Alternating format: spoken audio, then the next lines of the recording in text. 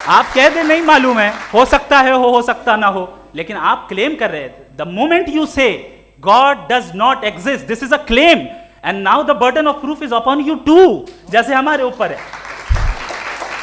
और क्यों है मैं बताता हूं, क्यों है ये भी मैं बताता हूं। फिलोसॉफिकली जो क्लेम होता है ना, सिर्फ ये नहीं होता कि इंसान कहे पॉजिटिव क्लेम करे और नेगेटिव क्लेम करे तो बर्डन ऑफ प्रूफ नहीं है। आप मिसाल के तौर पे मैं कहूं कि फुला उस कमरे में कोई नहीं है, मैंने एक नॉलेज का क्लेम किया है। उस कमरे में कोई नहीं है, मैंने एक नॉलेज का क्लेम किया। या तो मैं कहूं मुझे नहीं पता, हो भी सकता है नहीं भी हो सकता है, this is not a claim.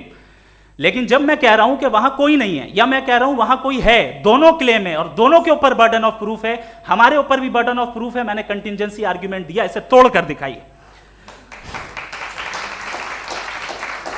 आखिरी चीज, इन्होंने कहा कि खुदा दुनिया बनाने से पहले 150 साल पहले या करोड़ों साल पहले क्या कर रहा था। अरे हजरत,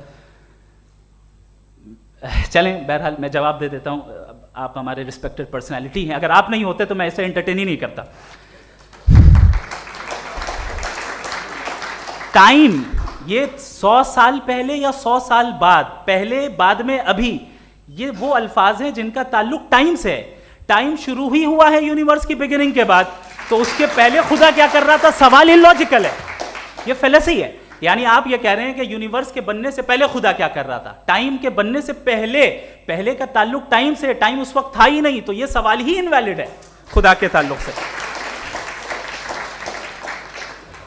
दूसरी चीज, आर्ग्यूमेंट ऑफ कंटिजेंसी जो मैंने आपके सामने पेश की है, आपने बार बार ये प्रूफ किया और ये कह रहे हैं कि गॉड ऑफ गैप्स।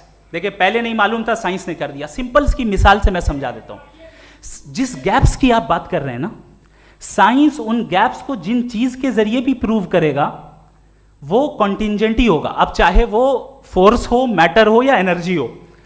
लिहाजा सवाल हमारा उस वक्त भी वैलिड होगा जब तक कि आप नेसेसरी बीइंग पे ना आ जाएं, और इन्फिनिट रिगरेस पॉसिबल नहीं है of causes in practical world, तो जाहिर है कहीं रुकना पड़ेगा, जहां रुकेंगे वही खुदा है।